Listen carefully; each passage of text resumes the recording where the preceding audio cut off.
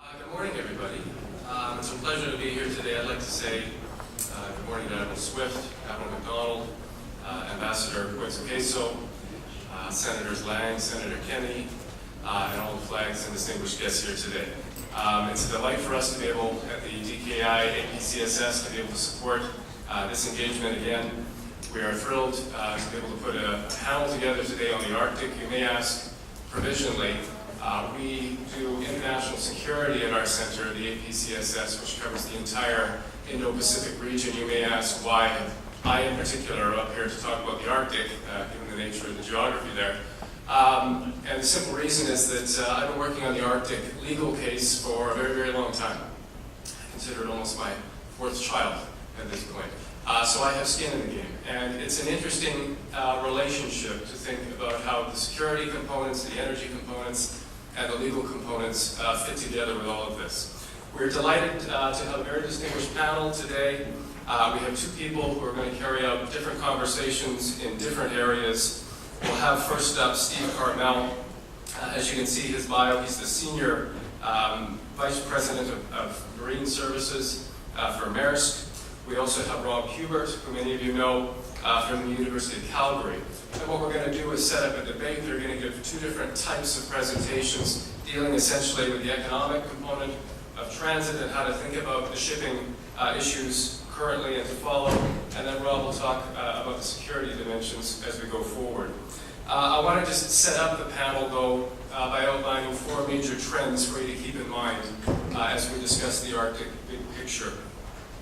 The first of which, and I know people's knowledge will vary on this, is to think about the environment fundamentally. At this point in time in 2016, the Arctic sea ice is at a record low. We're probably looking, by the time the year closes, as having the lowest sea ice record in recorded satellite history. The trend is inherently downward. So if you look at the actual hard multi-year ice that used to exist, particularly in the passages of the Northwest Passage, the Northeast Passage as well. This used to be ice that was as thick as concrete, 20 feet thick, immovable. It is now down to perhaps 20 to 30% of that in its structure. It is decaying, as scientists say. There is a reasonable chance it could be removed in its entirety. 2025 is what they're now evaluating. To put this into perspective, we have since 1979 a trend whereby 620,000 nautical square miles have been lost, and that's 2 times the size of Texas. To put that in perspective, in an area, the Arctic, which is the size of Africa. So it is a stunning change in the composition of sea and the sea ice as it stands. Woven into that is obviously a discussion on how to think about shipping, and Steve will be taking us through there. It has a number of different dimensions to it. You've heard yesterday on the heels of discussions thinking about the shorter transit time that it would take to get across the top of the world. The big questions that surround that are, is that going to materialize? There are a lot of push and pull factors involved with the shipping, as you'll hear about. There are supply chains, there are transit links, there are oil concerns, there are concerns of passage that go in and out of the Arctic rather than transit in its entirety. There is a distinct Asian dimension to all of this in terms of shipping as well. And so it remains a bit of an open story as to how this will develop. In terms of security, part of the obvious concern here is thinking about Russian undersea operations aimed at NATO and the United States. There's certainly a detection and a general trend towards militarization. We can talk probably sensibly about a strategy of coercion being put forth in the Arctic territories, incursions into the Baltic Sea, patrols in the North Atlantic, etc. How NATO's capabilities, how their integration and response is carried out will be key in the security dimension. And then I just mentioned quickly the law of the sea as a fourth tangible element here. It's a very mixed picture.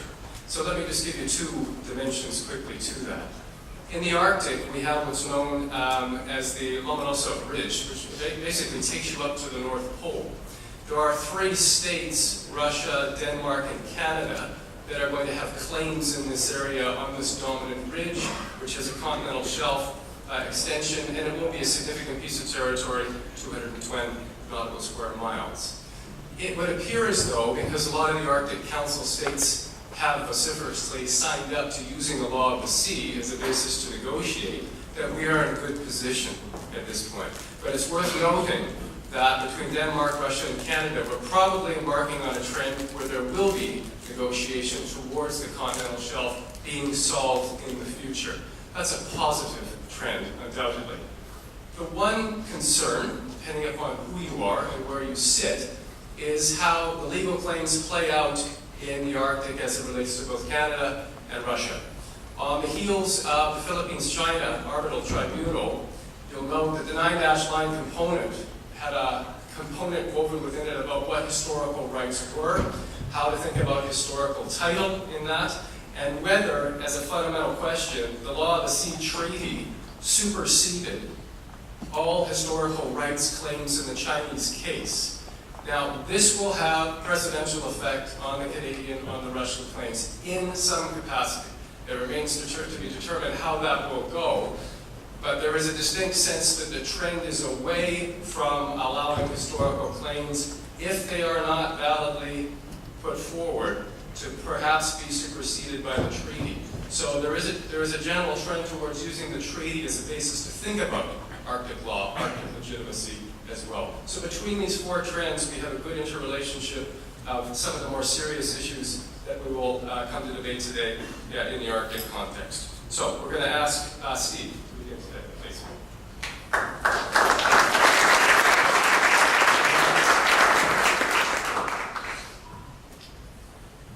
Good morning, everybody. Thank you much. Thank you very much for inviting me to talk to you again today. I like being in Victoria. It's a great place. If you're coming from Norfolk, it's a tough place to get to, but you know we made it. And you can tell I'm killing time until someone brings my presentation up. So.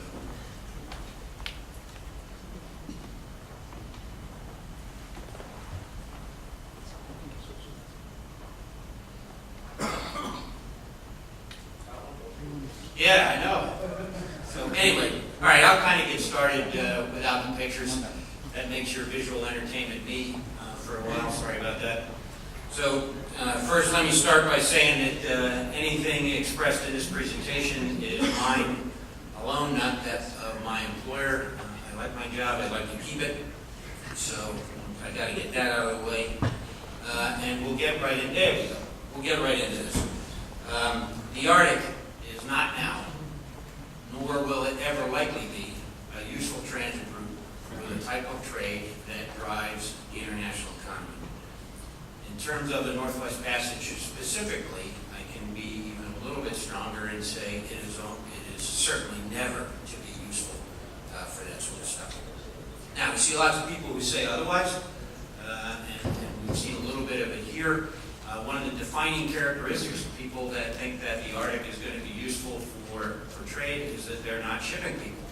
They are, however, the kind of people that tend to talk to the popular press. This is how we end up with stuff like this. You can see on the top left there, the headline was Northern Sea Route Transit Applications hit record high in the 2014 Breathless article. Then in the lower right, Northern Sea Route traffic plummeted 6 weeks later. Those headlines were separated by 6 weeks. So what could have happened in those 6 weeks that would have caused a dramatic change in the expectations of traffic across the Northern Sea Route? Absolutely nothing. The answer is the guy that wrote the first article had no idea what he was talking about. Not an uncommon thing when we're talking about the article. So then we get this article. First container ship on the Northern Sea Route earned its place in the history books. History books in the old days, you had to discover a continent, land on the moon to end up in history books. I'm not sure how this raises to that bar, but still, it was caused quite a stir. A lot of papers ran this. You can see at the bottom there in the Wall Street Journal. Even got into the act, talking about significant volumes of traffic through the Northern Sea Route. And you look at that picture and then the headline, and you can see why some people would say, I got a lot of people thinking, geez, that Carmel's an idiot. Of course there's going to be traffic through the Arctic. Look at this, just tip the iceberg. And I know that because I got emails telling me that. But the issue is, take a close look at that picture. The ship they're talking about is called the Unction, okay? With that is the Unction, not the picture that headlined the article. Big difference, all right? So the Chang, great ship. She's an old Arctic hand. She's been around for a while. 19,000 deadweight ton, project carrier, heavy lift type, about 156 meters long with a draft of 8.5 meters. So those dimensions will mean something down the road. She has been up there a long time. She's a great ship. In fact, in 2015, there was a total of 18 transits through the Northern Sea Route. About 40,000 tons of cargo. The Chang carried about 75% of it. And in fact, she carried nearly half of it on one voyage alone, about 18,000 tons. So, Chang, great ship. It is not a container ship. Strapping a couple containers to the deck and making a transit does not make it a container ship. This is a container ship. And this is the type of container ship that now carries international trade on the scale that drives the global economy. This one happens to be the MSC Oscar, owned by Mediterranean Shipping Company. It's basically the largest container ship in the world now. This class of container ship is the largest. Carries slightly over 19,000 TEU, or 20-foot equivalent containers or boxes. 197,000 deadweight ton, as opposed to the Chang at 19,000. At decimal point is significant there, significantly bigger. This is another example. You've seen this before. This is a Maersk Triple E. 165,000 deadweight ton cargo capacity and a little over 18,000 TEU. These are container ships. So to bring it, to make a distinction, the Chang is not going to carry international trade on any scale. Important ships for what they do, but they are not the ones carrying international trade. The container ships are the ones that carry international trade, and the container ships like this will not be passing through the Arctic, and we're going to talk about why in a few minutes. But this brings up the very first point about why the Arctic is not going to be useful, and that's economies of scale. Everyone talks about, well, it's a shorter voyage, so it's going to be a cheaper voyage, and that is an irrelevant argument. What matters is how much does a voyage cost on a per unit of cargo basis. And when you take a somewhat less expensive voyage and average it over only a little bit of cargo, it's still an expensive voyage. If you take a more expensive voyage but average it over 19,000 containers, it's pretty cheap. So economies of scale is the single biggest reason why the Arctic will not be useful, and economies of scale are driven by the fact that you can't get ships of the right size through the Arctic. So why is that? Now first, let me also set the stage here a little bit. What we're talking about is transit shipping. There's actually two types of shipping in the Arctic. One is destination shipping, going in and out of the Arctic for a specific purpose. That's going to happen, no question about it. Roughly 20% of the Russian GDP, thereabouts, is generated out of activity in the Arctic. Clearly, there's going to be activity along the Russian north coast to support what they're doing up there. So we're not talking about transit shipping. The other thing that we have to kind of set off to the side is that there will be some shipping, particularly along the Northern Sea Route, not generated by economics. There is a geopolitical dimension to this. One of the first things I would just point out is that if you are looking for a way to get oil into Asia that doesn't have to flow through the Malacca Straits, a great way to do it is lift it in the Western Arctic, the Russian Western Arctic, and take it across the north coast of Russia and down into Asia. That's a lot harder for the United States to interdict than Middle East oil going up through the Straits of Malacca. So we take stuff that's driven by geopolitical considerations off the table as well. And just look at transit shipping driven by economic factors. So now, let's talk about the Northwest Passage. Whatever problems the Northern Sea Route has, the Northwest Passage has in spades. We look at, there's two really main routes, the southern route and the northern route through the Northwest Passage. Here is a picture. This one was taken around the time of the ice minimum on the 10th of this month. Again, this is around the ice minimum. You can see where the orange line in the northwest kind of terminates Bank Island there to the north. Where all that white is, that's McClure Strait. That's the deep draft route through the Northwest Passage, the northern route. And if you're going to take a ship of any size through there, that's the way you got to go. The McClure Strait is always choked with ice, always. And on a rare occasion when parts of the strait are not ice choked, the sea to the west of it is. So the northern route through the Northwest Passage is not really usable. So then we're talking about going through the southern route. And you can see in this case, the southern route, even though this is when the ice minimum happened, there's still an awful lot of ice down there. We have to remember that the Northwest Passage is not like the Great Lakes. When the ice season's over, ice is gone, everybody says, okay, we can charge around at 15 or 16 knots. We don't have to worry about ice until the winter freeze-up. Just because ice is not there now does not mean it's not going to be there an hour from now.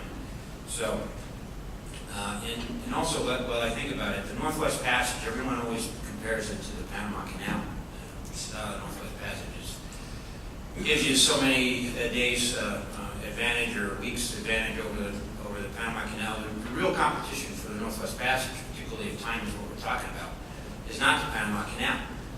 The favored route, particularly when speed is an issue, even now, is to offload on the West Coast and put the cargo on a train.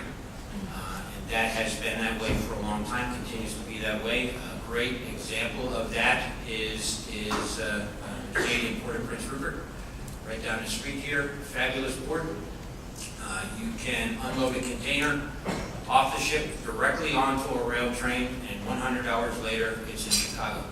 So that is always going to be the fastest way, and it also highlights a point I made a few minutes ago about ship schedules connecting to other modes of transit. This is an intermodal system. That means that the ship part of it is only one piece. Now, let's come back to a little bit better view of the Northwest Passage. Once again, you can see that the McClure Strait is choked with ice, completely unusable. And even this was taken, again, this year, August 9th, at a time when they were advertising that the southern route was passable. As you can see, the southern route, there's still a fair bit of ice around there, and is basically not passable for anything other than something small and reasonably robust at the ice, and has a lot of time to pick its way through there. The other issue about the Northwest Passage, and it's the same problem the northern sea route has, but even more severe, because the southern route is the only one that's useful. The controlling draft is around 10 meters. That is a very small ship. Now, first thing everybody's going to say, well, what about the Crystal Serenity? That giant cruise ship just went through there. And it did. Indeed, it took a long time to get through there, but it did go through there. The Crystal Serenity, however, had a draft of 7.64 meters. So it is actually, by our standards, a very small ship. But it does bring up a point about the Northwest Passage that those that are responsible for safety and security up there are going to need to deal with. Excuse me.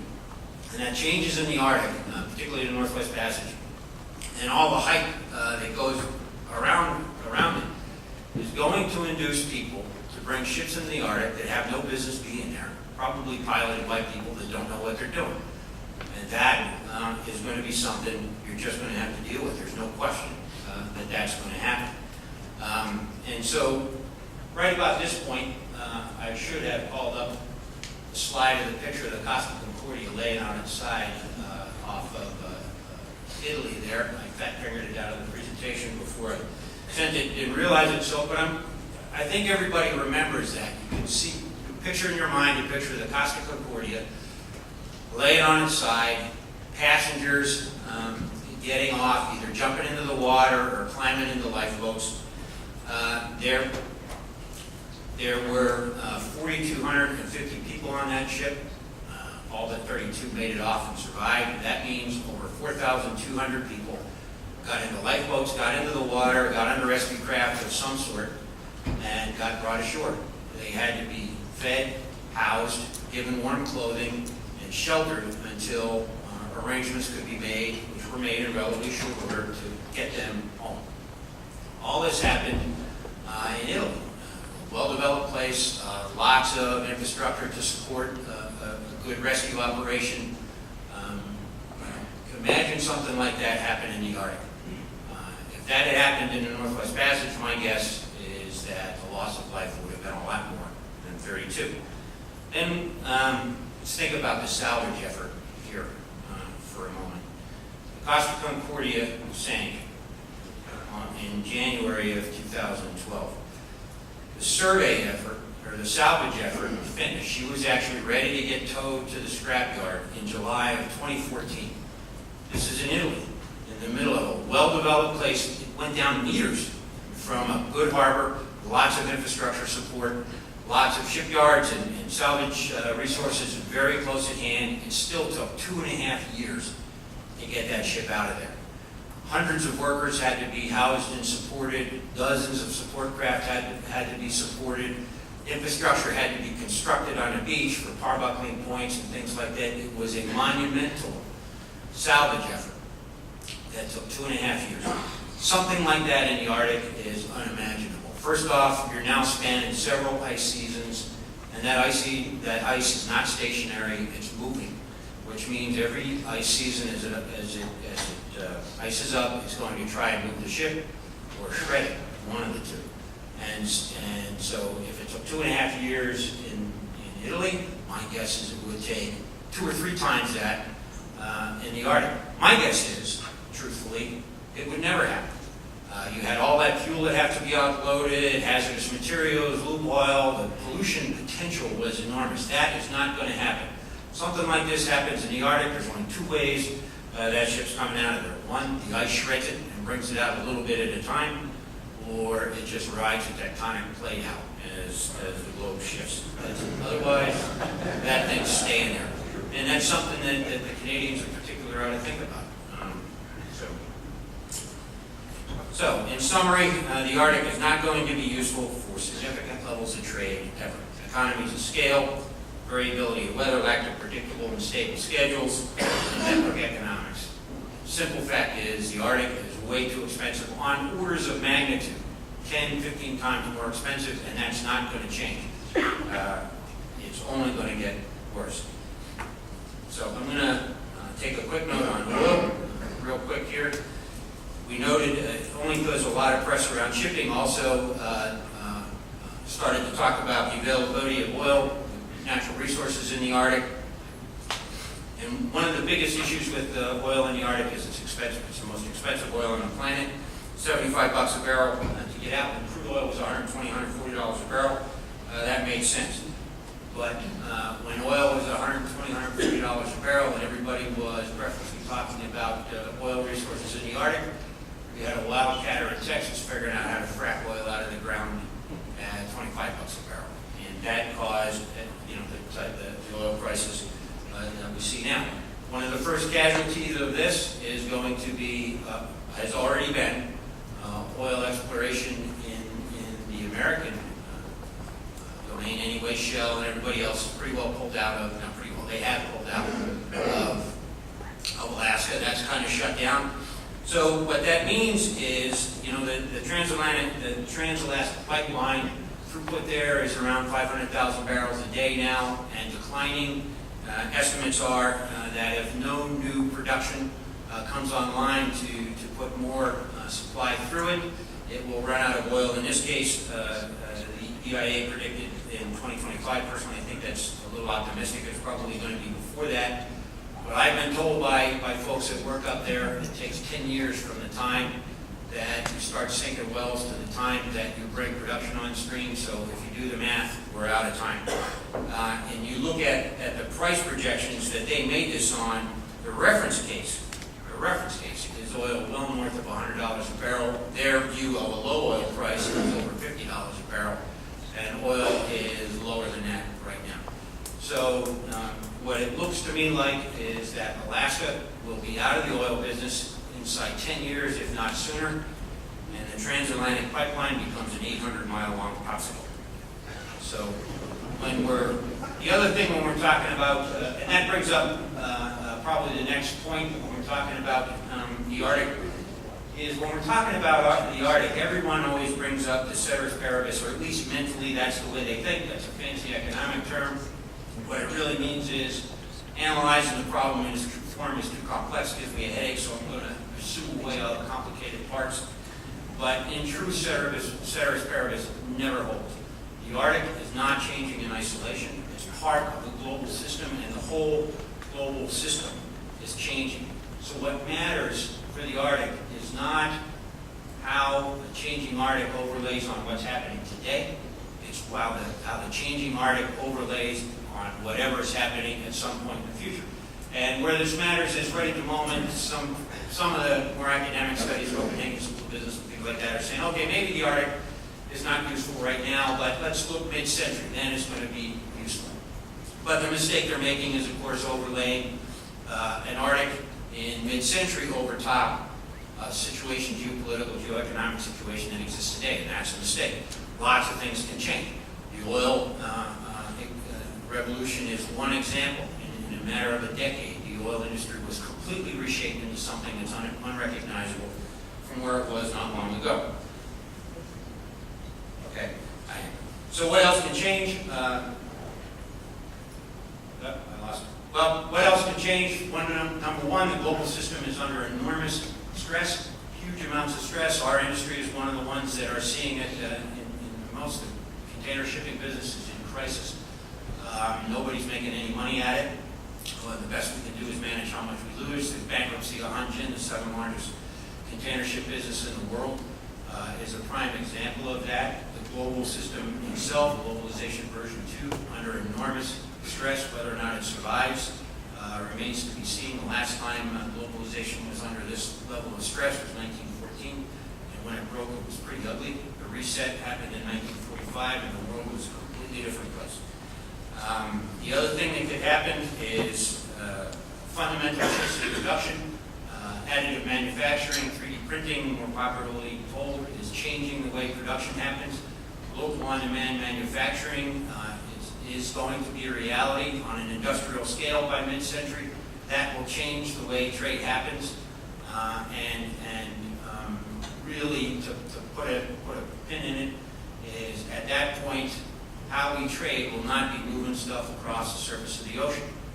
Maintaining sea lanes of communication as a role for the Navy is probably going to be significantly diminished, if not eliminated, because what we do will be obsolete. Thank you very much.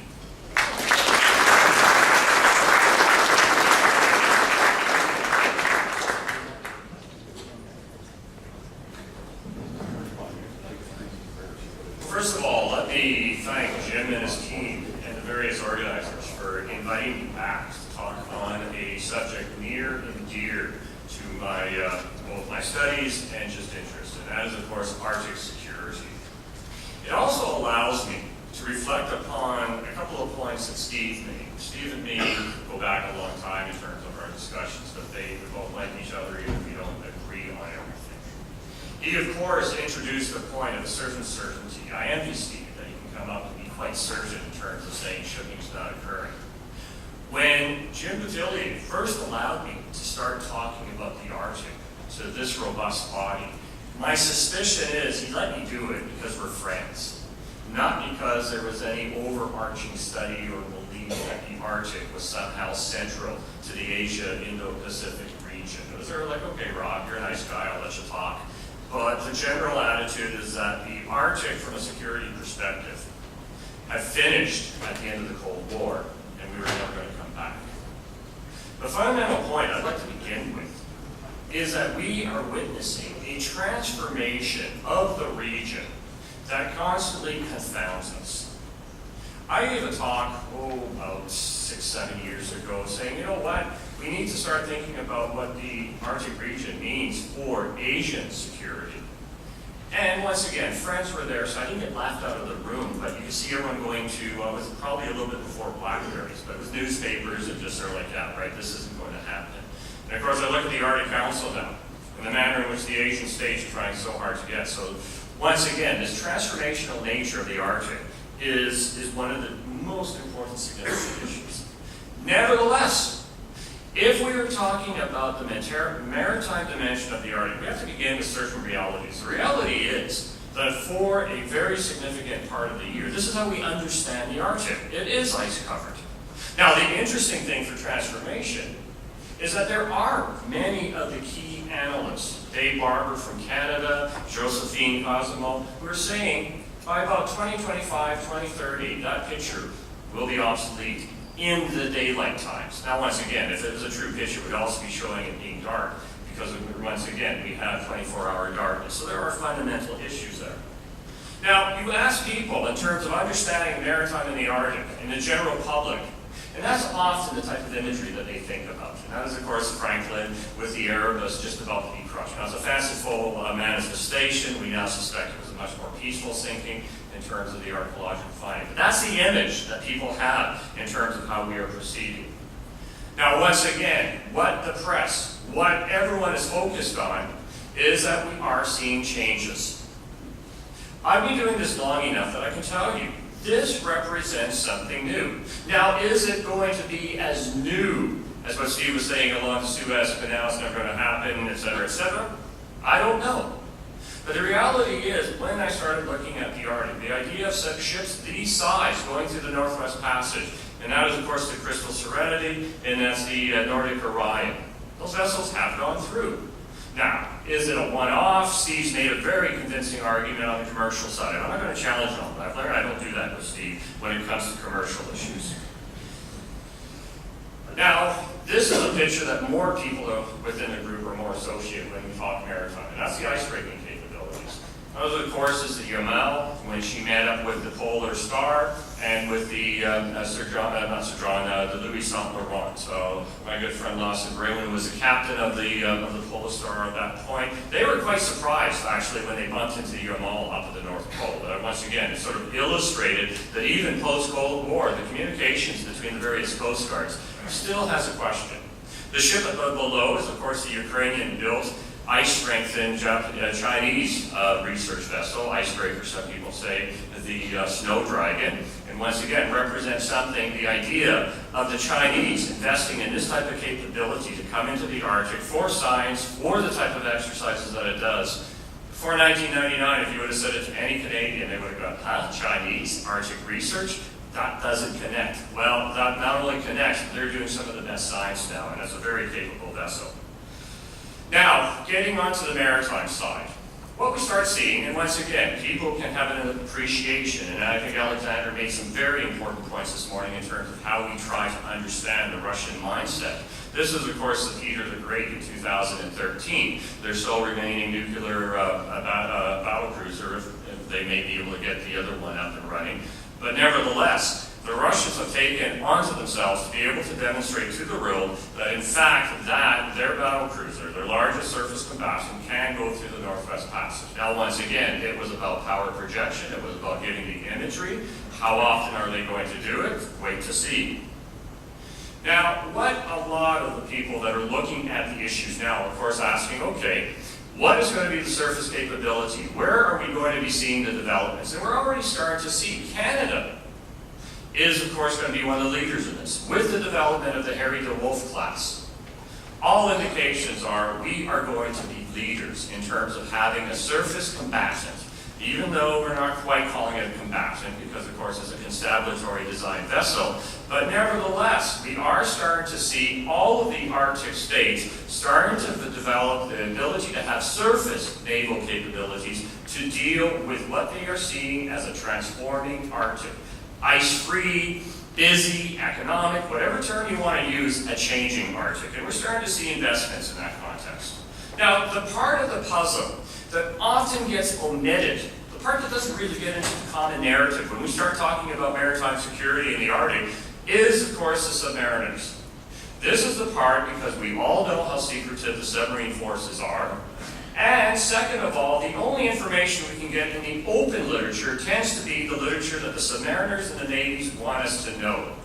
Part of the challenge of trying to understand when we talk about the new geopolitical usage of sea power in the Arctic in this subsurface era will come from what we are told. And so therefore, for those of us that do not have access to secret information, we have to be a little bit suspect in terms of exactly what is being done, but still can draw certain conclusions in that context. Now, how do we understand it? I don't have much time, so I want to get to my two major points. When we start talking about a maritime geopolitical Arctic, there are two driving features that are now in full blossom. The first is there's a return of the Great Game. We are dealing with a Russia that is still economically behind where it was from the Cold War. But if you start tracing strategic imperatives, and this echoes a point that Steve made, you're not talking just about what people are saying for Arctic security, but rather what the Arctic means for their general security. And when you start looking at the major powers, United States, Russia, and China, all of a sudden, this return of the Great Game and the importance and centrality of the Arctic starts becoming much more apparent. The second part, and this is the part that throws people off, this is the part where those who do not want to see the Arctic as a conflictual zone will immediately point to. They'll say, it's all nothing about the Great Game, it's nothing about geopolitics, it's all about constabulary roles. So I have plenty of good colleagues who will say, oh, well, all this new building, that is only about a new coastline. They want to be able to protect the environment. They want to be able to protect shipping. It's not about war fighting. It's not about war deterring. The problem is both are occurring. And the question that we have right now, trying to anticipate where the security is going, is coming to terms with these changes. Now, we have two other major challenges when we try to understand Arctic security. The first one, let me be blunt. There is a huge normative overlay. I cannot tell you how many of my colleagues want to wish that the Arctic will remain a zone of cooperation that had emerged from 1989 to about 2008. Everybody wishes it would stay cooperative and that we can just somehow keep it isolated from the rest of the world. And so therefore, this informs a lot of the discussion, a lot of the debate. Wishful thinking. We know how well that works. The second part is the secrecy. Part of the difficulty for an outsider to come to terms with the Arctic, and Steve was rightly lambasting at some of the problems with the media. Well, the media has problems because those of us who are really looking at it in detail have difficulty in knowing what's going on. Just to give you one example, in Canada, one of our central narratives about Arctic security is that if you really want to talk about security in the long term, it's the Americans that are the bad guys. They will point to two surface intrusions. Intrusions are from a Canadian perspective, called when the Manhattan went through the Northwest Passage without asking permission in 69, 70, and when the Polar Sea went through in 85. That's it. And if you look at the policy, if you look at Trudeau's memoirs, Trudeau Senior that is, everything is about how do we respond about protecting sovereignty. Well, a student of ours has recently uncovered and published the reality that from 1959, as soon as the Americans had a nuclear-powered submarine capability, we were cooperating completely with them. Now, the suspicions we have is that this was probably through a permanent joint board agreement where the two submarine forces came together, but this undermines completely this argument from a Canadian perspective that the Americans were the threat. There were two instances, you can understand the two instances, but if you look at the cooperation that goes on, and he was able to trace it from 1959 to 1985, and demonstrate that we were in complete lockstep with the Americans cooperating. The Americans never, ever infringed from a submariner perspective. And this changes the whole narrative. It changes the whole understanding. But because of the secrecy that's there, we don't have a good policy understanding. So I'd like to get to my main point. And that is to understand Arctic maritime security, you have to understand the underlying narrative, strategic imperative. And I go back to a point that Alexander gave us in the morning. You need to read what the Russians are saying. You need to be looking at what they're spending on and looking at what they're doing. And we can draw three things as they relate to the Arctic. The first is what they call nuclear stability. We, of course, call it nuclear deterrence. It's at the central point. Where it has the Arctic imperative is where are they modernizing their nuclear deterrent? Where is the major focus of where they're placing it? And of course, it's in their Submariner force and it's with the Northern Fleet, though albeit they seem to be moving some of their newest assets to the Pacific. Nevertheless, we are starting to see that from a nuclear deterrent, it's the Kola Peninsula. And surprisingly, not surprisingly, they are rearming, remilitarizing that whole reason for the type of maritime protection they need to give. The second point that Alexander raised is, of course, that the Russians have told us ever since Yeltsin, don't expand NATO. We can understand how important it is from our perspective to expand NATO, but we start looking at NATO expansion. Where does it have to do with Arctic and where does it have to do with the maritime? Finland, Sweden. Look at the manners in which, if you follow in terms of the open literature, in terms of the Russian inclusion since 2014, their clear positioning against Finland and Sweden to join, and there's a debate developing in those two countries. What then does that spill over in the Arctic region? And power projection. We've heard about the fact that the Russians are limited, but where are they a regional hegemon? And of course, once again, when you look at all the capabilities, it's in the Arctic region. Now, if we then look at the American imperatives and how these security imperatives and how they spill over, one of the major ones is, of course, the protection of the homeland. How is that done? APM protection is directed against the North Koreans, but where do the Americans have their key mid-level, mid-course interceptors? And that is, of course, Fort Greely in Alaska. So once again, it's not about a fight over Article 76, but it's about the protection of core strategic interests. And so what happens, and what we are seeing, is of course where these start coming into contrast with each other. And so we can trace with the Russians. We see, in fact, you want to talk about cooperating with the Russians and perhaps leading them away from this course. Remember in the 1990s, who was it that spent billions of dollars to assist the Soviet/Russians to decommission? And of course, we know that that was through the AMEC program between the Americans, Norwegians, and the Russians, and subsequently the G8. Probably, most estimates are that somewhere around $12 to $14 billion that the West spent to help the Russians decommission. And as soon as they start getting the money, of course, we see the rearming. And Andre has already provided us with a very, very good detail of the fact that when you look at where the expenditures are, it's Northern Fleet. And so we start saying, it's not about fighting over Article 76, but it is about the strategic capability.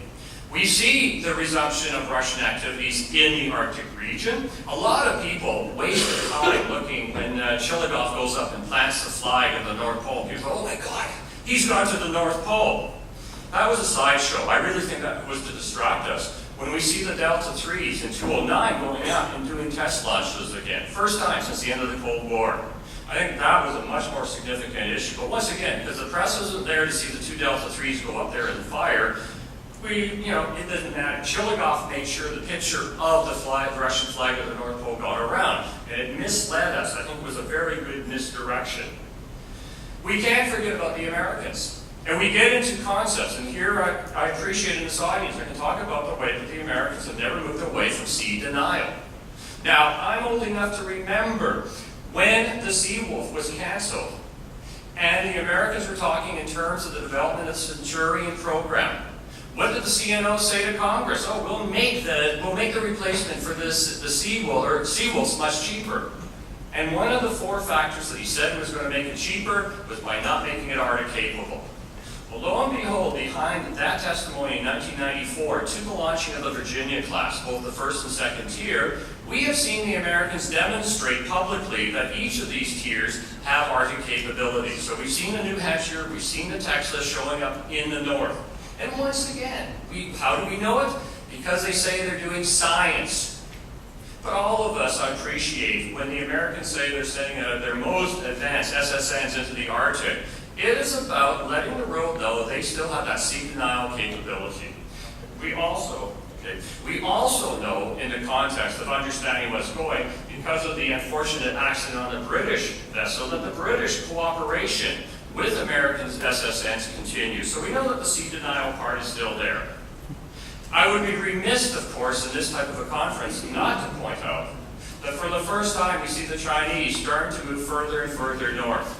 2015 was significant because, of course, as has been mentioned earlier, for the first time we see a Chinese task force moving very within international law, but demonstrating that it can, in fact, get as far as Aleutians. And once again, this follows the pattern of what they did with the Zulong and with other efforts. We will probably be seeing them going further and further. The question I have as an outsider is what is going to be happening in terms of the Arctic capabilities of their Type 94s and 96? Are they going to give them an under-ice capability? Because if they give them an under-ice capability, imagine this new game of sea denial that's going to be occurring in the Arctic region. If we have not only the French, British, American, and Russians, but now we start having active Chinese intervention in that context. And so once again, this is one of these issues that we're not going to see too much of. I've already gone through the core interests and say this is what we need to be focusing in terms of how we understand, as Steve has said, the geopolitics. And so in conclusion, where does this take us? Well, the problem we face, there will be a continued rhetoric of cooperation. Listen to what the Canadian government is saying about re-engaging with the Russians. They're saying, oh, we've got to have Arctic cooperation. So therefore, we're going to ignore that the Russians use military force in Ukraine. And if we want to be technically correct, to say going as far back as Georgia, of course, too. But the current government is saying everything is hunky-dory. We will cooperate. This is not an uncommon tactic. To say the Arctic is isolated, all this other stuff doesn't matter, but it does. So we are going to see two major trends from a maritime perspective. And this is the part that makes it difficult to understand. On the one level, we are going to be seeing maritime focuses on the constabulary role. When the Harry de Wolf come out, when, in fact, the Norwegians just announced they're going to be building 3 more ice-capable vessels. When these vessels come out, they will be assigned mainly constabulary roles. And so we'll get into the mindset, oh, it's just about constabulary. The harder part is the long-term war fighting, war deterring. And this is the part because it's out of sight, out of mind, and we have greater difficulty. But we can see the traces here and there. We are going to see nuclear deterrence as a major element. We tend to say, oh, that part is over, it doesn't matter. Look at the amount of money people are spending on that capability, and it will inherently be Arctic-based. We will also have power projection, because that is where the Russians can be a regional hegemon, and we can expect to see them trying to utilize it. And on our side, we are going to have to deal with issues of sea denial. We don't like saying it in that context. It makes us feel offensive. We don't like being offensive on the NATO side. The reality is, in terms of where we see the progression in terms of the naval capabilities, when we start thinking broader than just simply the that's where we start seeing it. So we are heading into very complicated times. I'm not trying to suggest that we have to think in black and white. We tend to say, oh, it's going to be all peace or all war. That's not what we're talking about. But we are talking about this geopolitical reality that is going to be central to what happens in the Arctic. Thank you very much.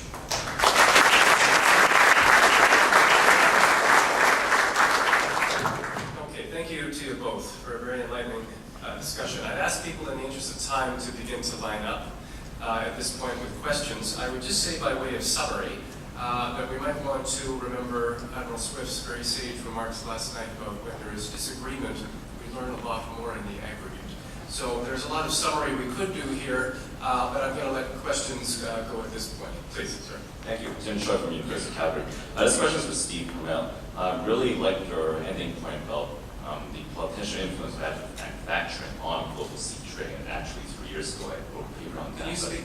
That I never actually published, sadly. And one of the issues identified with the future of additive manufacturing on seaborne trade was, well, who's going to make the printers and where are the raw materials going to come from, right? Because yes, you can have localized manufacturing with these machines, build something in your own house, but where does that machine come from, and where do you get those resins, the liquid resins, or the powdered metals that is going to be fused together into the final ingredient, the final product? Not to mention more complex items like brass foam, which will require multiple machines to put together and assemble.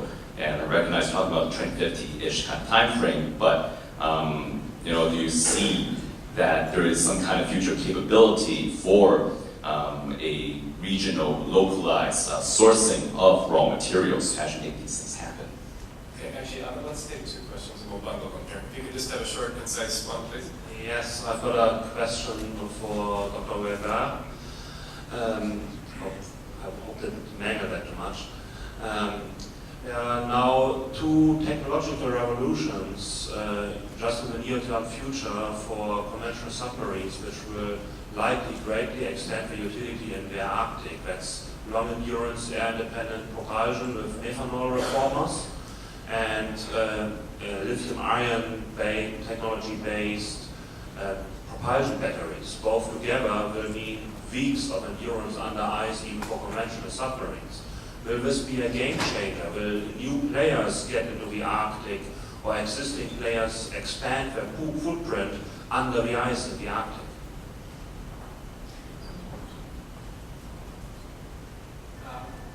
On the additive manufacturing, it's not just changes in the additive manufacturing part itself. This goes along with changes in material science, and massive advances are being made there too. In terms of the machines, first off, really, if I bought a significant scale additive manufacturing machine, the first thing I print is more additive manufacturing machines. So, that's likely one of the ways this is going to happen.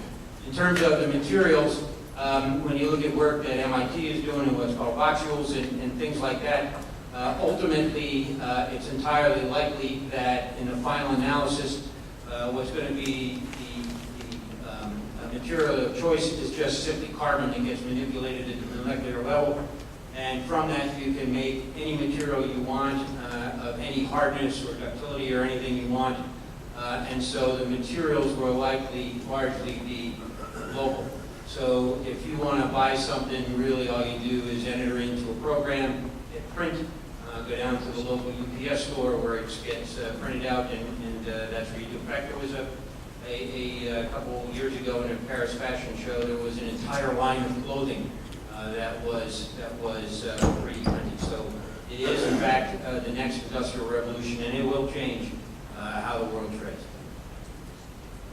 Autonomous subs, that is a very interesting topic in this. From a Canadian perspective, we utilize autonomous subs to be able to find the Erebus 2 years ago in that context, and I've demonstrated the capability. The issue has remained one of duration, particularly since you are going to have ice cover at various times, and you have to be able to assure that you have the capability of going forward.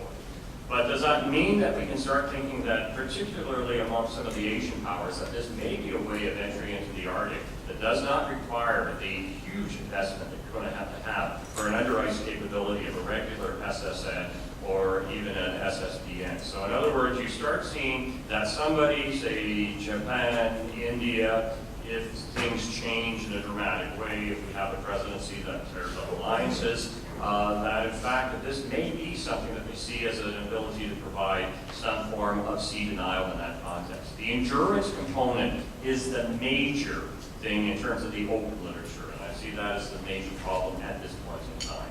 Okay, we'll take the last two, please. A comment to Rob and a question to Steve. The comment is about, again, the Russians, their perception of being weak, all the problem they had to develop the Bulava missile as, again, a stopgap, and the fact that actually the first of the Ural-Goroki class submarines are going to the Pacific, not to the Northern Fleet, because actually they have to replace the Delta Freeze in the Pacific. And also on the Russians, they think obviously that the Northeast Passage is their area, but so far they are compliant to the Arctic Council, and so I don't think that really you could have a major problem there in the sense that I believe they are compliant to the Arctic Council.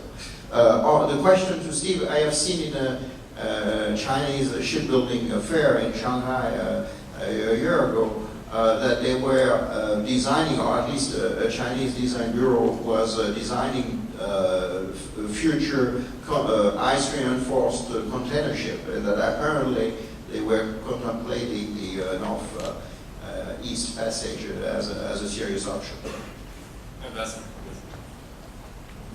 My name is Elizabeth Buen-Suceso. I'm the ambassador of the Philippines to ASEAN and former ambassador to Norway, which is related to my first question. Despite the dire predictions of Vice President Carmel, Norway has put the Arctic on top of its priority agenda. So what is the source of the confidence of the Norwegians? I know them to be very prudent and very smart people.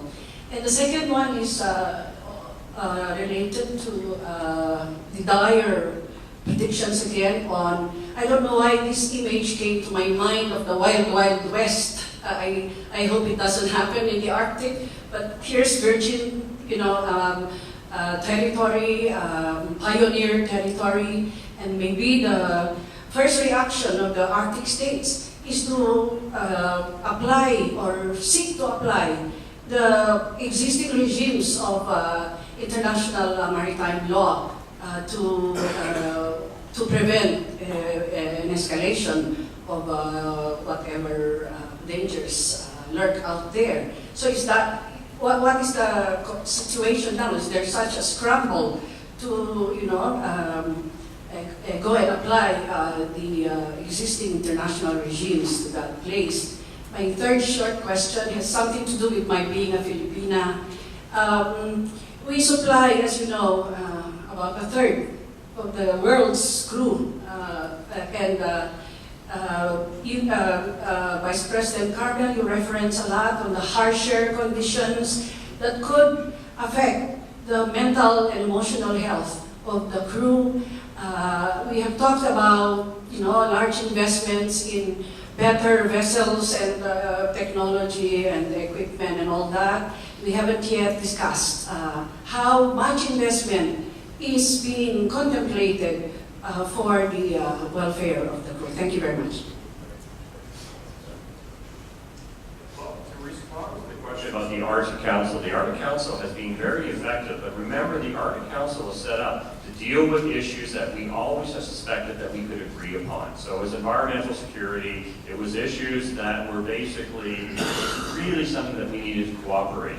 The challenge that I see for the Arctic Council is, of course, part of the success. Everyone wants to join, and that's maybe drowning out some of the successes it has. But more critical, I'd say, from a geopolitical position, is should Finland and Sweden ever go for full membership from their current status, you then have an Arctic Council that has 7 NATO countries and 1 Russia. And once again, we get back to the point that Alexander was making. When we start thinking about the psyche of the Russians of encirclement, we run into the question whether or not there's an efficiency. Ambassador, getting to your point on international law, this is the complexity of the Arctic. From an international legal perspective, there is a very robust regime. The law of the sea provides us for Article 76, as it does for any other places. It provides us for definitions of international strait, though we're going to have to work that out. We're even starting to see cooperation to deal with the fisheries that are going to be coming in that context. So this is the problem. We love thinking in terms of black and white. It's either all bad or all good. My argument is that on the one hand, you have the international legal system that is robust, is good, is developing, but you have these geopolitical imperatives that are often out of sight. They're not connected into the regime that's connected. And that becomes the problem. Because when those start going out of line, then you have the double problem. People say, oh my God, everything was going so good. How could this have happened? And of course it happens because we have different dimensions. Okay, the first question in terms of, again, remember I'm talking about international shipping that drives global trade. What sort of planning or research or thinking are we doing about the health of mariners going through the Arctic? The answer is none, because no one's actually contemplating doing it. So that's not an issue. In terms of Norway, given Norway's geography, I don't doubt that they pay attention to the Arctic. That's where they live. But again, most of their activity is focused on Arctic destination stuff, working in the Arctic for Arctic businesses, natural resource extraction. No one is thinking about the Arctic as a global path for trade. And then lastly, the Chinese potentially building Arctic-capable container ships. I don't doubt that, once again, for destination purposes, some of that sort of stuff will happen. And as I mentioned, there is a geopolitical dimension to this that has nothing to do with economics or international trade. So who knows how much of that is driven by that, but it is not a large-scale program that's designed to supplant the traditional Asia-Europe trade routes. Great. I got to throw just one thing in as a kudo to the Norwegians. If you want to see an intelligent Arctic security international law strategy. Look at the way that the Norwegians have gone. They have gone and tried to ensure that they can have all sorts of cooperation with the Russians. There's no question that they are probably leaders in that context. But have a look at in terms of their fleet modernization, in terms of what they've had. I mean, when you stop and think that here's this little country building 5 Arctic, well, there's some debate with how Arctic capable they are, but their Aegis destroyers are amazing little pieces of kit that may have an ABM capability at one point or another. In other words, they got a really hard punch, and it's interesting, as important as they put NATO, watch how closely they're integrating themselves with the US end in terms of making sure that even if NATO should fall apart, they have that relationship with the Americans. So they're playing it brilliant. Try to be friends with the Russians if they can, but if not, make sure that they have the ability to be meaningful and be meaningful with the biggest one on the block. Jim, we've run long in the interest of safety. My apologies, but we're gonna end it here. Thank you both for very enlightening commentary.